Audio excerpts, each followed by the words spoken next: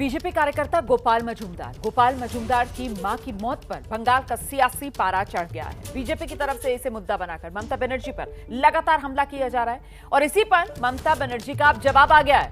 ममता बनर्जी ने इसे लेकर अमित शाह पर हमला बोला है। उन्होंने अमित शाह से पूछा, बंगाल का हाल पूछते हैं तो वो बताएं कि यूपी का हाल क्या है, हाथरस का हाल क्या है।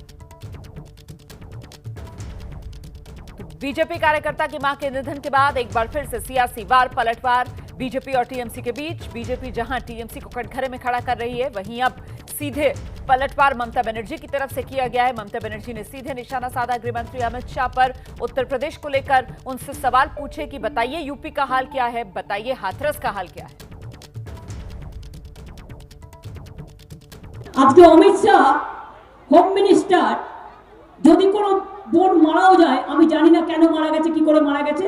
আমি যে কোনো মৃত্যুকে কন্ডেম করি, আমি কোনো মৃত্যুকেই সাপোর্ট করি না। আর বাংলায় আমরা মৃত্যুকে ভালোবাসি না, মা বোনদের উপর অত্যাচারকে আমরা কখনো পছন্দ করি না।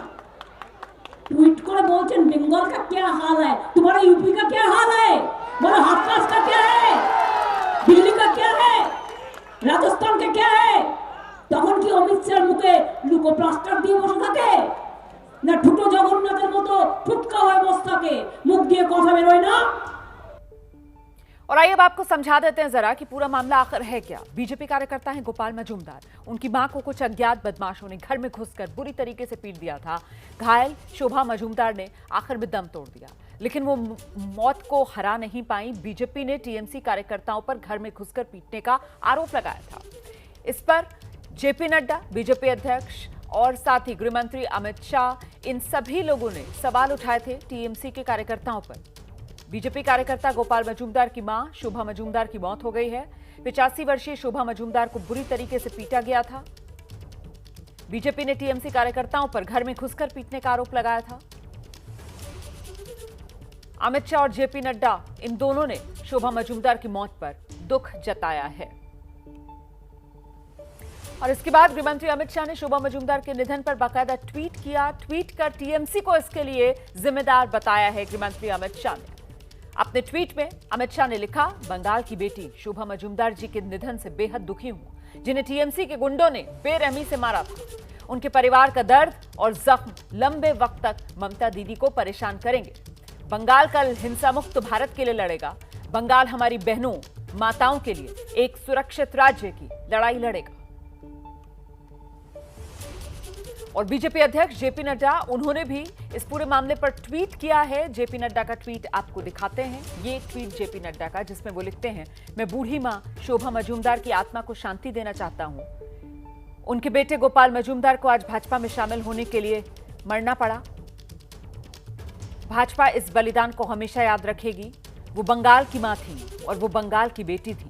भाजपा हमेशा बंगाल की माताओं और बेटियों की सुरक्षा के लिए संघर्ष करेगी।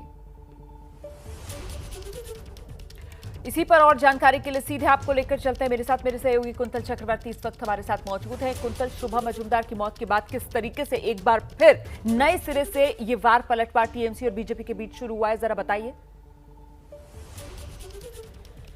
देखिए, ये मुझे लग रहा है कि जब उत्तर 24 परगना या फिर कोलकाता में इलेक्शंस होने वाला है, तब ये मामला और भी बढ़ेगा और दोनों पार्टियों में और भी मतलब जो वार पलटवार जारी है वो देखने को मिलेगा। लेकिन मुझे जो खराब लग रहा है ये कि पिछले, देखिए, 4 हफ्ते पुरानी ये घटना है। तो 4 हफ्ते में पुलिस ने किया क्या है? पुलिस ने कोई रिपोर्ट अब तक नहीं दिया, सामने कुछ भी नहीं लाया। अगर मान लीजिए तृणमूल कांग्रेस अगर कह भी रही है कि नहीं, ये अंदरूनी विवाद कुछ थी और ये पॉलिटिकल कुछ बात, इससे कनेक्शन नहीं है, लेकिन कुछ तो था। ये तो सभी ने मान लिया था पहले ही कि कुछ तो हुआ था उस दिन रात को। अगर उस दिन रात को कुछ हुआ तो 4 हफ्ते में पुलिस ने किया क्या? सामने कुछ भी रिपोर्ट नहीं है। ये बहुत ही दुखद एक बात है। तो ये तो आप कह सकते हैं। और मुझे लग रहा है कि जब उत्तर 24 परगना और कोलकाता में चुनाव होने वाला है, तब इसका इफेक्ट तो जरूर देखा जाएगा कुछ ना कुछ। फिलहाल टीएमसी की तरफ से क्या कहा जा रहा है, क्योंकि हमने देखा इस मुद्दे पर आक्रामक ममता बनर्जी, खुद उन्होंने हमला बोला है गृहमंत्री अमित शाह पर। कुंतल, हाँ, देखिए, शुरू से टीएमसी जो कह रही है कि ये एक अंदरूनी विवाद है और इससे कोई पॉलिटिकल कनेक्शंस नहीं है।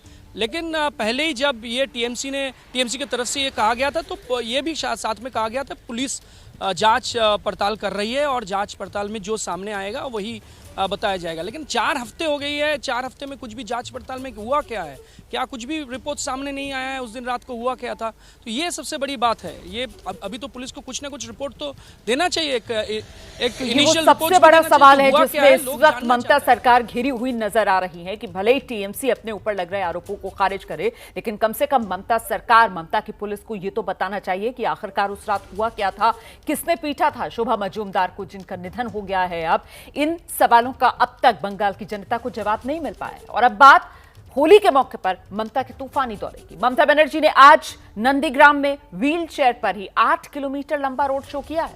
तस्वीरें आपके सामने हैं। ममता के साथ इस रोड शो में टीएमसी के वरिष्ठ नेता मौजूद रहे। ये रोड शो रयापाड़ा खुदीराम मोड़ से ठाकुर चौक तक का था।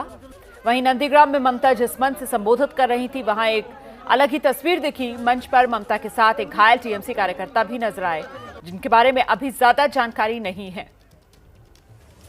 मंच से ममता ने बीजेपी पर जमकर वार भी किए।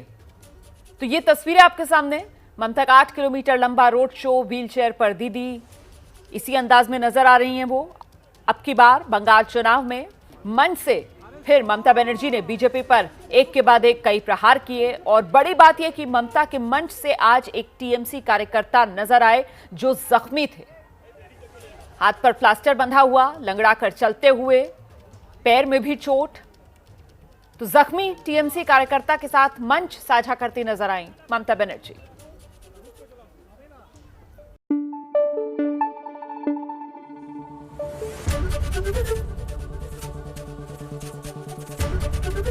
एबीपी न्यूज आपको रखे आगे।